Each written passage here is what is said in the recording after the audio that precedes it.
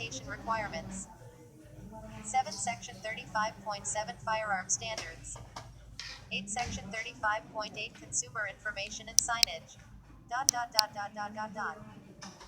8. Section 35.9 Advertisements. 9.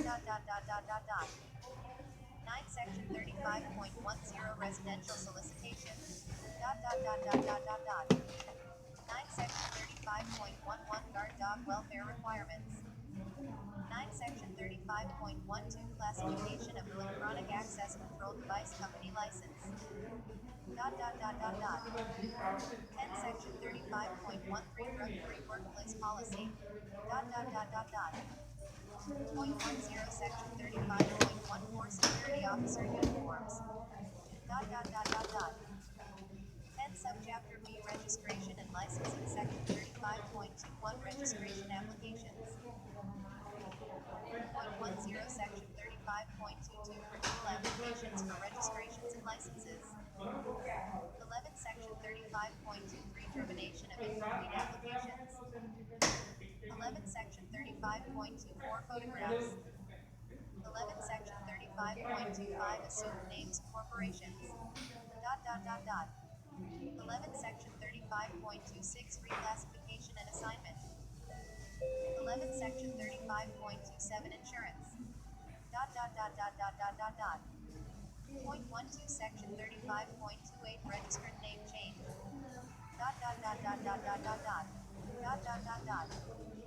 Point 12 Section 35.29 Registered termination.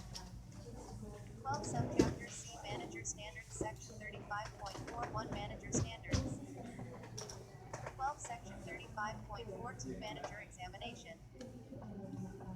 13. Section 35.43 Operation without manager. Point 132 Subchapter D Disciplinary actions. Section 35.51 Complaints. 13. Section 35.52 Administrative penalties. 13. Subchapter E Administrative hearings. Section 35.61 Service of notice.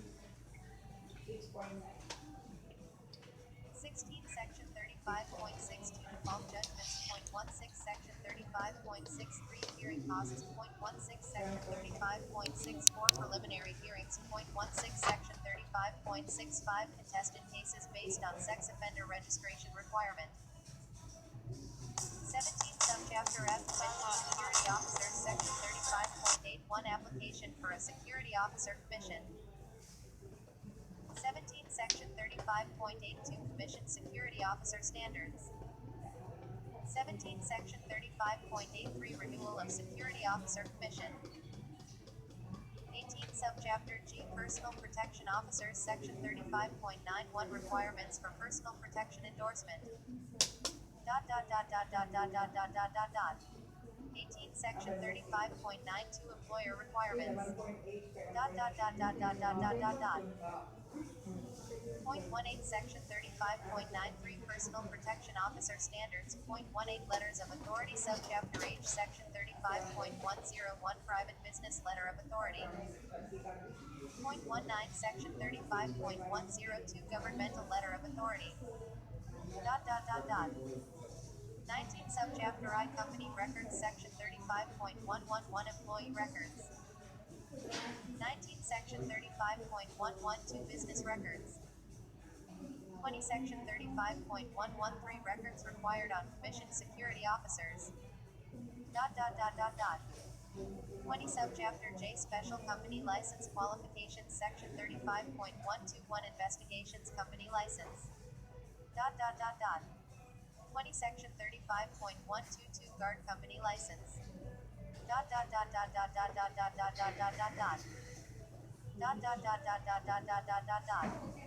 20. Section 35.12 Locksmith Company License.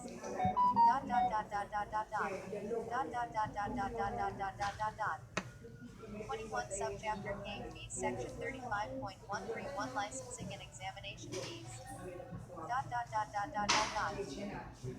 21. Section 35.132 Subscription Fees. 233. Subchapter L Training. Section 35.141 Training Requirements. 23. Section 35.142 Training School Approval. 24. Section 35.143 Training Instructor Approval.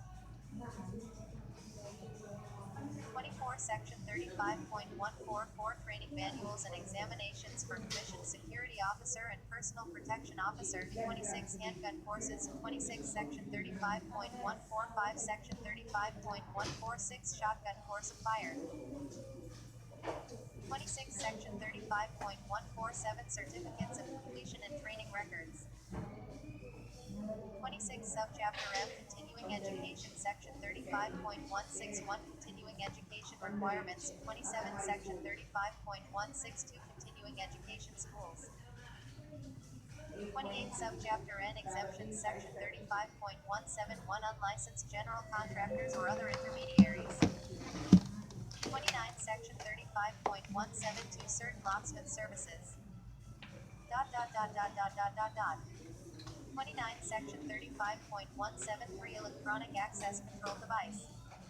30 Subchapter O Active Military and Spouses Special Conditions. Section 35.181 Exemption from penalty for failure to renew in timely manner. 30 Section 35.182 Extension of certain deadlines for active military personnel. 30 Section 35.183 Alternative License Procedure for Military Spouses. 30 Section 35.184 Credit for Military Experience and Training.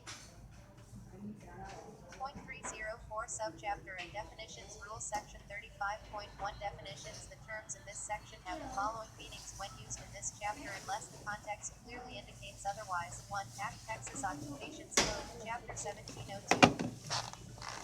2. Application includes an application for an original, renewal, duplicate or updated registration, endorsement, commission, or license issued under the Act. 3. Board the Texas Private Security Board. 4. Department the Texas Department of Public Safety. 5. Licensee a company licensed under the Act. 6. Mechanical security device. Any device designed to control the opening or closing of a room, building, safe, vault, lockbox, safety deposit box, or motor vehicle, and which is not an electric access control device or alarm system is defined by the Act. 7. Registrant an individual who holds a registration, endorsement, or commission under the Act. 8. SOAH the State Office of Administrative Hearings. 9. Television camera or still camera system. Any device or system of devices that produces a visual image or series of images either recorded, transmitted through an internet or internet protocol-based device, or monitored by security personnel for the purposes of private security or surveillance. The phrase does not refer to a television camera or still camera system used exclusively, and to monitor traffic conditions on public roads. B. To detect motor vehicle violations on public roads. C. For telephone or video conferencing. D. To monitor a manufacturing process. E. For medical purposes by medical practitioners. F. By a courtroom reporter or videographer to record depositions or testimony. Or G. By a licensed private investigator who installs, operates, and maintains ownership of the system for the purposes of an ongoing investigation. Rule Section 35.2 Employment Requirements. Those registered with the department to perform a regulated service may only perform such services for the employer with whom they are registered. A person may not contract to perform a regulated service unless licensed by the department as a company under Subchapter F of the Act. B. The employment relationship between a licensed company and its registered or commissioned employees must be such that the licensee's commercial liability insurance policy provides the statutorily required coverage for claims arising from the regulated services provided on behalf of the licensee by its registered or commissioned employees. The failure to maintain and provide current documentation of such coverage is a violation of the Act. Rule Section 35.3 Registration Applicant Pre-Employment Check. Pursuant to Section 1702.230 of the Act, the pre-employment background check of the applicant described in subsection C. This section must be conducted when 1. An application meeting the requirements of Section 35.21 of this title, relating to registration applications, has been submitted. 2. The Department's website does not indicate the application is complete within 48 hours after the submission of the applicant's fingerprints, and 3. Regulated services are to be performed by the applicant prior to issuance of the registration. B. perform a non-commissioned regulated service prior to licensure is conditional on either 1. Department notification that a complete application has been received and performance of the pre-employment background check required under subsection C of this section, B. The determination that the applicant is not disqualified based on background check, and C. The employer's retention of the certain results in the employee's file as required by subsection A of this section, or 2. The absence of notification by the department that a complete application has been received in the passage of 48 hours since submission of the application materials required by section 35.21 of this title relating to registration applications, and a performance of the pre-employment background check required under subsection D of this section, B. The determination that the applicant is not disqualified based on the background check, and C. The employer's retention of the certain results in the employee's file as required by subsection E of this section. C. For purposes of B.1 of this section, the pre-employment background check must at a minimum include the review of either the department's publicly accessible criminal history website or a commercial criminal history website, review of the department's sex offender registry website, and confirmation the applicant is not disqualified for the registration or endorsement based on either the applicant's criminal history or the requirement to register as a sex offender under Chapter 62, Code of Criminal Procedure. Nothing in this subsection precludes an employer from using a more stringent method of determining an applicant's eligibility. B. The employer must maintain written documentation of the pre-employment check for at least 2 years, regardless of the subsequent employment status of the applicant. The absence of such documentation constitutes a rebuttable presumption that the background check was not conducted. Rule Section 35.4 Guidelines for disqualifying criminal offenses. If the private security industry is in a position of trust, it provides services to members of the public that involve access to confidential information, to private property, and to the more vulnerable and defenseless persons within our society. By virtue of their licenses, security professionals are property crimes. If provided with greater opportunities to engage in fraud, theft, or related addition, licensure provides those predisposed to commit assaultive or sexual crimes with greater opportunities to engage in such conduct and to escape detection or prosecution. B. Therefore, the Board has determined that offenses of the following types directly relate to the duties and responsibilities of those who are licensed under the Act. Such offenses include crimes under the laws of another state or the United States, if the offense contains elements that are substantially similar to the elements of an offense under the laws of this state. Such offenses also include those aggravated or otherwise enhanced versions of the listed offenses. C. The list of offenses in this subsection is intended to provide guidance only and is not exhaustive of either the offenses that may relate to a particular regulated occupation or of those that are independently disqualifying under Texas Occupations Code, Section 53.021 and 2.4. The listed offenses are general categories that include all specific offenses consideration of within the corresponding chapter of the Texas Penal Code. In addition, after due the circumstances of the criminal act and its relationship to the position of trust involved in the particular licensed occupation, the Board may find that an offense not described below also renders a person unfit to hold a license. In particular, an offense that is committed in one's capacity as a registrant under the Act, or an offense that is facilitated by one's registration, endorsement, or commission under the Act, will be considered related to the licensed occupation and may render the person unfit to hold the license. 1. Arson, damage to property. Any offense under the Texas Penal Code, Chapter 28. 2. Assault. Any offense under the Texas Penal Code, Chapter 22. 3. Bribery. Any offense under the Texas Penal Code, Chapter 36. 4. Burglary and criminal trespass. Any offense under the Texas Penal Code, Chapter 30. 5. Criminal homicide. Any offense under the Texas Penal Code, Chapter 19. 6. Disorderly conduct. Any offense under the Texas Penal Code, Chapter 42. 7. Fraud. Any offense under the Texas Penal Code, Chapter 32. 8. Kidnapping. Any offense under the Texas Penal Code, Chapter 20. 9. Obstructing governmental operation. Any offense under the Texas Penal Code, Chapter 38. 10. Perjury. Any offense under the Texas Penal Code, Chapter 37. 11. Robbery. Any offense under the Texas Penal Code, Chapter 29. 12. Sexual offenses any under the Texas Penal Code, Chapter 21. 13. Theft any offense under the Texas Penal Code, Chapter 31. 14. In addition, an attempt to commit a crime listed in this subsection, b. aiding and abetting in the commission of a crime listed in this subsection, and 6. c. being an accessory, before or after the fact, to a crime listed in this subsection. D. A felony conviction for an offense listed in subsection C of this section is disqualifying for 10 years from the date of the completion of the sentence, unless subject to this subsection.